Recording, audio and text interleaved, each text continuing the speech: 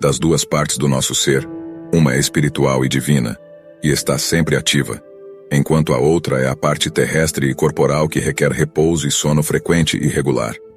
Nesse intervalo de descanso, a mente também suspende suas operações, à primeira vista.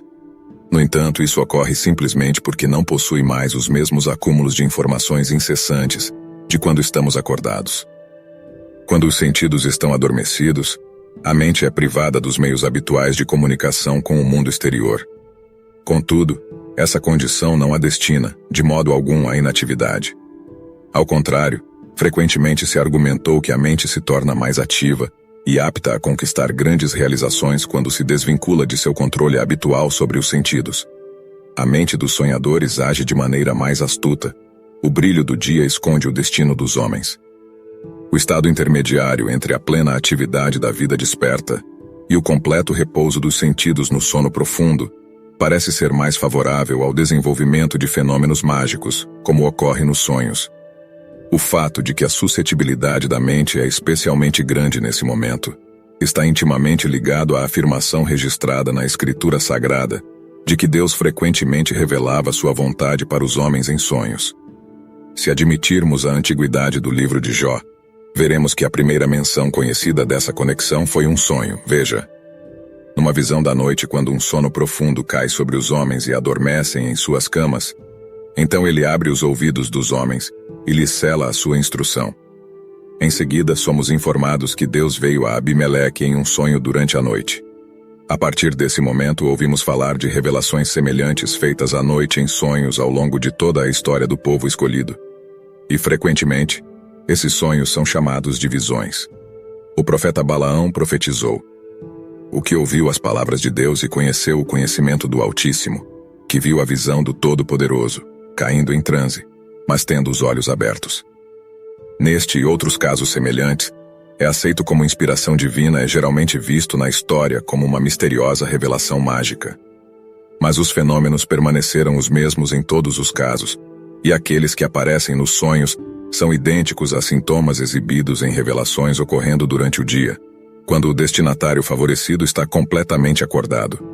Por exemplo, a clarividência durante a noite não difere de nenhuma maneira da clarividência durante o dia.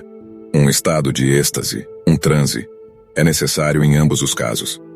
O fato de que os sonhos proféticos geralmente permanecem desconhecidos fora da escritura bíblica deve ser atribuído ao fato de que eles não deixam lembranças a menos que continuem em um estado de meio sono, do qual ocorre um despertar repentino.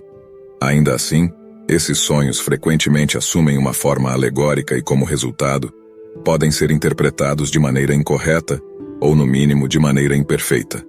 Atravessando séculos de história e experiências humanas, uma coisa permanece constante: nossa dependência dos sonhos para orientação. A análise de sonhos nos fornece insights valiosos tanto sobre nosso eu interior, quanto sobre o mundo ao nosso redor, frequentemente revelando verdades ocultas que antes eram desconhecidas. As mensagens frequentemente são representadas simbolicamente dentro dessas visões. A morte é representada por meio de jornadas ou retratando o indivíduo falecido, interagindo com imagens semelhantes a uma árvore arrancada, seja uma flor ou também um nadador se afogando. Vou compartilhar algumas histórias reais de sonhos de pessoas que são tanto simbólicos quanto proféticos. Uma história grega conta que uma vez 2 homens estavam viajando juntos de Arcádia para Megara. Quando chegaram à cidade, um dos 2 ficou em uma pousada, enquanto o outro foi dormir na casa de um conhecido. Ambos, cansados da jornada, foram descansar. O viajante que estava em uma casa particular sonhou durante a noite que seu amigo estava lhe pedindo socorro, pois o dono da pousada estava prestes a assassiná-lo. Aterrorizado com o sonho vívido, ele pulou da cama, mas, depois de refletir, concluiu que tudo não passava de uma fantasia e se deitou novamente. Em seguida, o sonho se repetiu, mas desta vez seu amigo acrescentou que era tarde demais para ajudá-lo agora, pois ele havia sido assassinado, e seu corpo seria de manhã retirado da cidade, escondido em uma carroça coberta por esterco. Esse segundo sonho causou uma impressão tão grande no arcadiano que ele foi de manhã cedo até o portão da cidade e, para sua surpresa, Logo viu uma carroça carregada de esterco se aproximando do local onde ele estava. Ele parou o motorista e perguntou o que ele havia escondido na carroça. O homem fugiu trêmulo. O corpo do amigo assassinado foi encontrado, e o traiçoeiro dono da pousada pagou com a vida pelo crime. O famoso historiador Thomas Watson também teve um sonho intrigante antes de sua morte.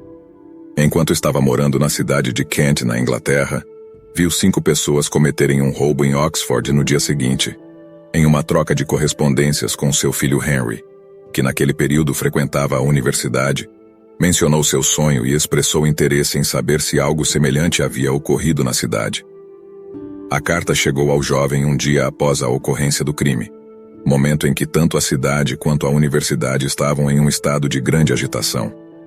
O jovem imediatamente tornou a carta conhecida às autoridades, onde encontraram no conteúdo do sonho uma descrição tão precisa dos ladrões que foram facilmente identificados e presos antes mesmo que pudessem escapar.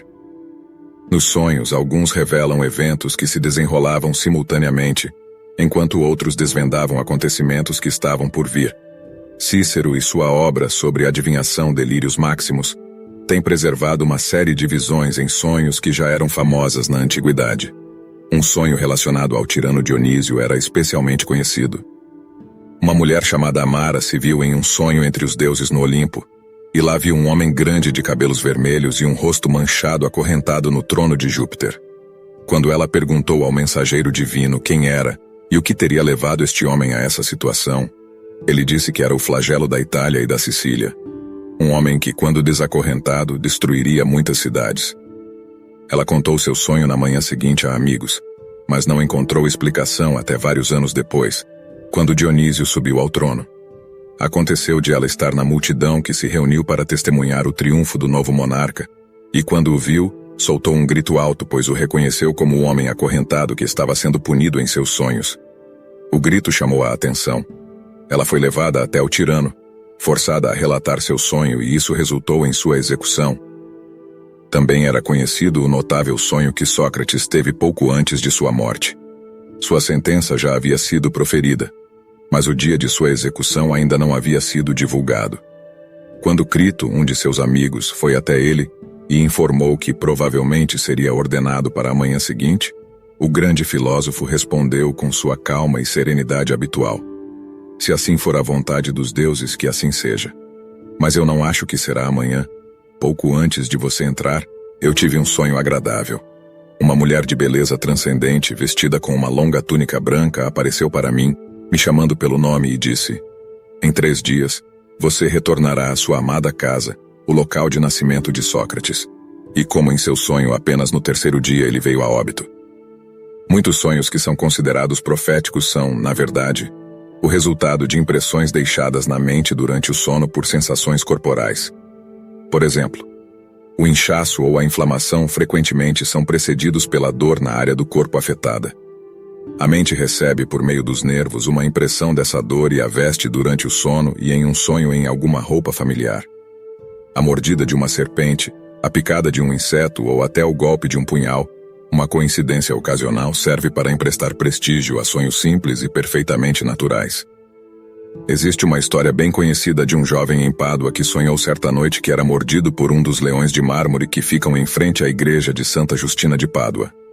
Passando pelo local no dia seguinte com alguns amigos, ele se lembrou do sonho, e colocando a mão na boca de um dos leões disse: "Olhem a terrível mentira que me mordeu na noite passada." Mas no mesmo momento, ele soltou um grito agudo e recuou com grande terror. Um escorpião escondido na boca do leão o havia picado, e o pobre jovem morreu envenenado. A bela esposa do barão Alfonso de Rothschild havia perdido um anel valioso enquanto caçava na floresta perto de seu castelo. Aconteceu que associações antigas tornaram a joia especialmente querida para ela, e ela sentiu muito essa perda. Uma recompensa de 1.500 francos foi oferecida imediatamente para a sua recuperação.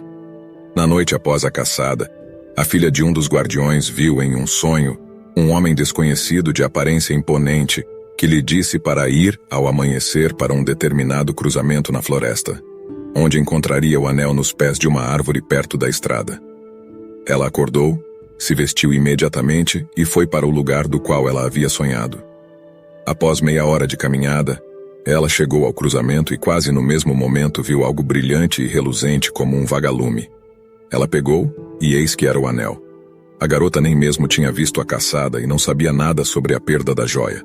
Todo o evento e o local onde ela foi perdida, tudo foi apontado a ela em seu sonho. Existem fatos que parecem provar que a mente não encerra completamente sua atividade, enquanto o corpo está adormecido. Como explicar o fenômeno em que muitas pessoas têm a capacidade de acordar regularmente, em um horário específico, e em mais de uma ocasião conseguem realizar com sucesso tarefas de grande complexidade mental enquanto estavam em um sono profundo? A famosa Sonata de Tartini é um exemplo impressionante para explicar isso. Tartini havia tentado em vão terminar a famosa sonata. A inspiração para sua grande obra não vinha, e ele havia abandonado a tarefa desanimado. Durante a noite ele teve um sonho em que mais uma vez tentou o seu melhor, mas em vão. Próximo de desistir, o diabo apareceu para ele neste sonho e prometeu terminar a obra em troca de sua alma.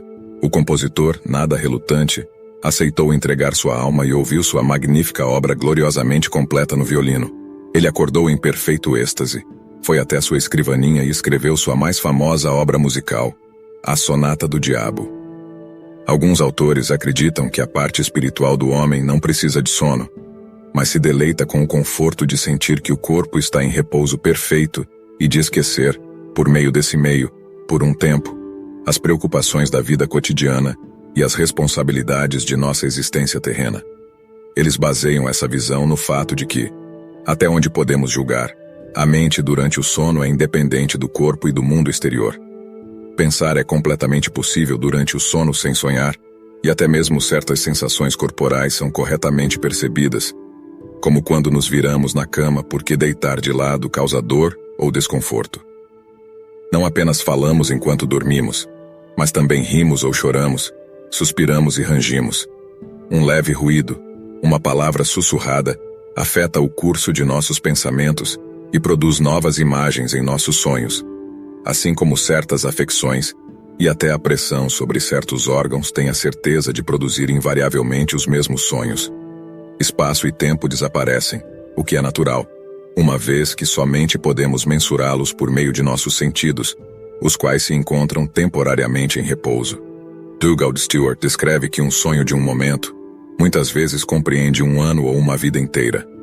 O fato de que, quando estamos dormindo, as imagens criadas por nossa imaginação parecem ser realidades enquanto aquelas que formamos quando estamos acordados são conhecidas por nós como meras ficções e, portanto, não estão sujeitas às leis do tempo. Portanto, não nos surpreenderá encontrar que essa atividade da mente, privada dos meios usuais de se fazer conhecida pelos outros por meio de gestos, som ou ação, busca frequentemente uma expressão simbólica. E este é o grão de verdade escondido sob a vasta quantidade de interpretações de sonhos. Algumas delas são: problemas e dificuldades futuras podem aparecer como tempestades. Tristezas como lágrimas. Águas agitadas podem representar dor e gelo liso perigo iminente. Um leito de rio seco pode sinalizar a chegada de uma fome e flores bonitas grande alegria por vir, desde que estejamos dispostos a emitir um tipo mais elevado de sonhos proféticos. Essa visão é apoiada por alta autoridade, pois desde os dias de Aristóteles, grandes escritores, tanto divinos quanto filósofos, têm procurado classificar os sonhos de acordo com sua natureza e importância. O sonho é uma pequena porta oculta nos recessos mais internos e secretos da psique, abrindo-se para a noite cósmica que era a essência da mente muito antes de haver qualquer consciência do ego, e que continuará sendo, não importa o quão longe nossa consciência do ego se estenda. Você já teve alguma visão ou sonho que veio a acontecer? Escreva abaixo nos comentários. Tudo de bom para você e obrigado por assistir.